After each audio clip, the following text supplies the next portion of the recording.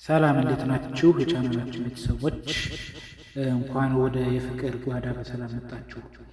ዛሬ የምናወራው ስለ ቃላት አይደለም፣ ልብ በሚሰበርበት ወቅት ስለሚሰማን ዝምታ እና ያ ዝምታ እንዴት ነፍሳችንን መልሶ እንደሚገነባት ነው። አብራችሁን ቆዩ። አንዳንድ ጊዜ ፍቅር በጩኸት ሳይሆን በዝምታ ውስጥ ይኖራል።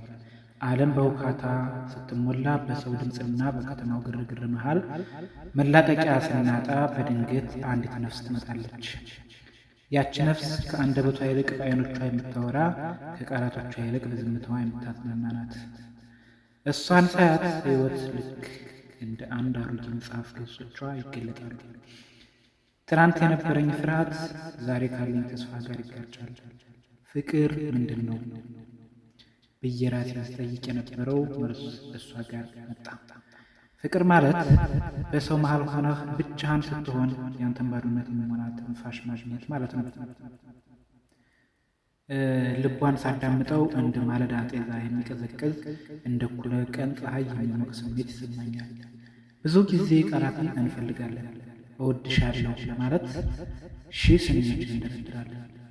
ግን እውነተኛው ፍቅር ቃላት ሲያጥሩን የሚጀምር ይመስለኛል። እጆቿን ስይዝ ዓለም ሁሉ ጸጥ ይላል። ያኔ ነው ዝምታ ራሱ ታላቅ ትረካ መሆኑን የምረዳው። ፍቅር ሩጫ አይደለም፣ ረጅም ጉዞ ነው። በመንገዱ ላይ ሾህ ሊኖር ይችላል፣ ዳገት ሊያደክም ይችላል።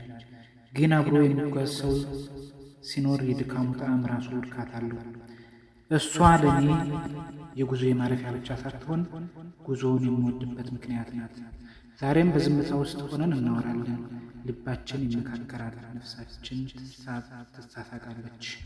ምክንያቱም እውነተኛ ፍቅር የሚሰማው በጆሮ ሳይሆን በልብ ነውና።